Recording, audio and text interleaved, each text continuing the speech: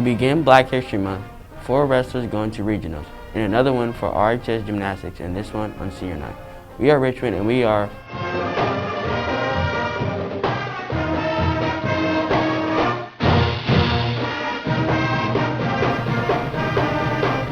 Hi, I'm Dorian Hill. We start things off today with our first installment of Black History Moments in honor of Black History Month. Oscar Micheaux. Over the last few years, Black filmmakers have started to make a name for themselves with success of people like Tyler Perry, Jordan Peele, Spike Lee, and more. They all owe a debt of gratitude to Oscar Micheaux, who was the first Black filmmaker in 1919. Micheaux started out as a novelist, but when his book, The Homesteader, about Booker T. Washington was sought after by Hollywood filmmakers, he decided to make it himself. The movie was critically acclaimed as a history achievement. He went on to produce and direct some 40 films during the silent movie era. For all this hard work, he was awarded with a star on the Hollywood Walk of Fame. Due to the never won an Oscar, having made his movies well before the Academy Awards were created, his legacy laid the groundwork for many of the young Black producers and directors in Hollywood today, which is why he is our Black History Month moment for today. Well, let's check a couple of announcements. First, today is the last day to pick up a handcrafted card for the Red Hot bookstore in time for Valentine's Day and receive your carnation. Valentine's Day is on Sunday this year, so if you buy one of these cards today, you get a free carnation from the bookstore to accompany the card. You can pick up your carnation on February 11th for Group 2 students or February 12th for Group 1. You can get 5 small cards for $2.50 and 3 large cards for $3. Send a note to a friend or your special someone. Just stop by the Red Hot bookstore during both lunches and share some love with your friends. Seniors, if you need help filling out your FAFSA, the Indiana Commission for Higher Education is holding a virtual FAFSA filing event next Wednesday, February 10th at 5:30. For more information, see your announcements in Canvas or your counselor. Now it's time for another Lifestyle News Report with Noah Foster. Thanks, Dorian. Today we talk reuniting immigrant children and parents and the potential to hook your brain up to a computer. But first, let's talk about LeBron James and his run-in with a courtside Karen. LeBron James got into a bit of an argument that has gone viral when he was playing a game against the Atlanta Hawks. An argument started with Juliana Carlos, who claimed that James said something to her husband. She had been singing courtside at the game but was rejected after removing her mask and sharing expletives with James. Carlos, now dubbed Courtside Karen, went on a now-deleted Instagram rant full of expletives, complaining about her side of the story. The NBA is currently investigating this incident. President Joe Biden signed 3 executive orders on Tuesday addressing the issue of children being separated from their families at the southern border. He plans to create a task force to reunite these families. The president told reporters he was eliminating bad policy and not creating new policy. The order will try to reunite families separated even before 2018. The task force will be chaired by the Homeland Security Secretary. The order also evaluates legal immigration programs and reviews policies under Trump, determine if they are in line with the government's desire for inclusion. Tesla's CEO, Elon Musk, has said that his company Neuralink has wired up a monkey to play video games with his mind. Musk says they used a computer chip in the monkey's skull and tiny wires connected to the monkey's brain. Musk is trying to use Neuralink to see if they use chips to get monkeys to play mind pong with each other. Musk's aim for Neuralink is to increase the rate that information can flow from the human brain to a machine. Musk is also claiming that Neuralink could allow humans to exist in a saved state after death. Let's hope that Elon Musk's technology can improve our way of life as he aims to. That's your Lifestyle News. I'm Noah Foster. Now back to you, Dorian. Thanks, Noah. Now it's time for the Red Devil Sports Report with Sakai. Thanks, Dorian. We have wrestlers advancing to regionals. Gymnastics celebrates their seniors, and Jack Kahliq is named an Indiana All-Star for football. We start off with the 4 wrestlers that made it to regionals at last weekend's sectionals. They are Jake Necessary, who took first at 126 pounds, Micah Belcher, who earned second at 152 pounds. At 138 pounds, Sakai Rogers took third to earn a spot, and Jack Kahliq came in at fourth in the 160-pound weight class to move on as well. Regional here in Turner Center. Also, Jack Kahliq earned a big honor this week, and he was named to the Indiana football coaches academic all-state team. Congratulations, Jack. And more congratulations go out to Gage Peterball, who signed his letter to intent to play football at Marion University in Indianapolis. Congratulations, Gage.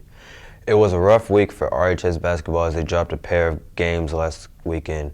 RHS fell to Lafayette Harrison on Friday, 61-47, and then on Saturday it was the potential sectional opponent, Greenfield Central, after cold shooting at the free throw line doomed the Red Devils. Yeah, you know, free throws are, a lot of times confidence, but I think, for us, like I tell our guys, we're not good enough to overcome missed free throws. We don't have a 6'9" guy we can throw it into. We don't have an explosive wing player that's going to get to the basket and play above the rim. We don't have, the type of players that are going to allow us to be inefficient at the free throw line, and we can overcome that. So when we get to the line, we got to capitalize and we got to make them. And you're dead right. We make our free throws tonight, we win the game. We missed 7 in the third quarter alone. So, for us in a low-scoring game, low possession game, which oftentimes the postseason is, we got to step up there and make them, especially when you're playing at home. So for our kids, it's getting in here and getting some shots up, getting to the free throw line, coming in early before the game, getting to the free throw line, getting your rhythm down, getting comfortable, feeling comfortable, doing the things that they got to do in order to get themselves where they need to be. But oftentimes it's that mental lack of confidence that they have up there after they've seen a couple misses, and they got to believe in themselves. And we got I think we have good free throw shooters. We just have guys that are mental midgets at time when they get to the line. In 2 months. Yeah, just get our rotation down, getting our guys to understand, when we need to do this. The first team all the season that's played us zone, so it's the first time we've seen zone all year. And, our kids, obviously, have not played against the zone, and it's a quick turnaround for us. We played last night, which was a conference game, and played tonight, so we haven't had a lot of time to prep, for the zone. So the zone gave us fits, and we had, a lack of ball movement. But it's all about, having the opportunity to get in practice and do the things we got to do. We were quarantined for a little while and didn't get the practice time, and then we come back from quarantine and added a couple new guys to the roster, and we're just trying to figure it out. It's going to take time, and it's a process. But at the end of the day, we can go into sectional with a lot more games and practice situations under our belt, and realizing that, hey, we don't have any seniors on this roster. So oftentimes when you have seniors, you have two things. You have kids that don't want to lose because it's their senior year. You have kids that are leaders because they've been through the program and they want to see some things happen. And you got to get underclassmen to understand, that there is no tomorrow. We want to have a great season this year, and oftentimes, that's a challenge. And so we play everybody that we play is coming back next year. And so, they can build into that self-confidence that, if we don't get it done this year, we got next year. And we can't allow ourselves to kind of dive into that mentality. We got to make sure that we're focused on what we can do this year. I think the energy and excitement will be there when you bring back the fans and you bring back the pep band. It can get you off to a better start at the beginning of the game. That energy and that excitement, usually it's infectious. And that's where that ideology of home court advantage comes into play. Not just the familiarity of the court and the familiarity that we have with the rims, but also that crowd, that energy. Our kids are looking forward to it. They've talked about it, at times about adding a crowd to the mix. And you get off to a good start. And when things are going bad, you hope that your crowd can boost you and pick you up. And when things are going well, you hope that your crowd is +4, +5 points here and there, and when you spark a run. So adding the crowd back, hopefully will make us a better team. Be it with our court energy, but also be it with our excitement and enthusiasm, looking forward to games here at home, and not taking those games for granted. The boys are back in action tomorrow night here at home against McCutcheon, starting with JV at 6:30 p.m. And remember, we're allowed 1,500 fans. Make sure you're one of them and support your Red Devils. On Wednesday night, the RHS gymnasts held their senior night at the Rexplex, hosting Muncie Central. The girls won with Kenzie Balzell taking first in the overall, the floor, the beam, and the vault. Lizzie Ruger added a first on the bars before the meet. RHS honored 4 seniors, Braylon Chambers, Caitlin Evans, Jensen Jones, and Desiree Rivas. They compete again on Monday here at home at the Rexplex. Before we go, we want to say good luck to the girls basketball team who played their first sectional game tonight in the semifinal round after earning a bye in the first round. RHS takes on Mount Vernon starting at 6 p.m. in the Muncie Fieldhouse. Remember, crowds are allowed, so you can be there to support our Lady Red Devils tonight. For On the Air, I'm Sakai Rogers. Have a good weekend. Back to you, Dorian.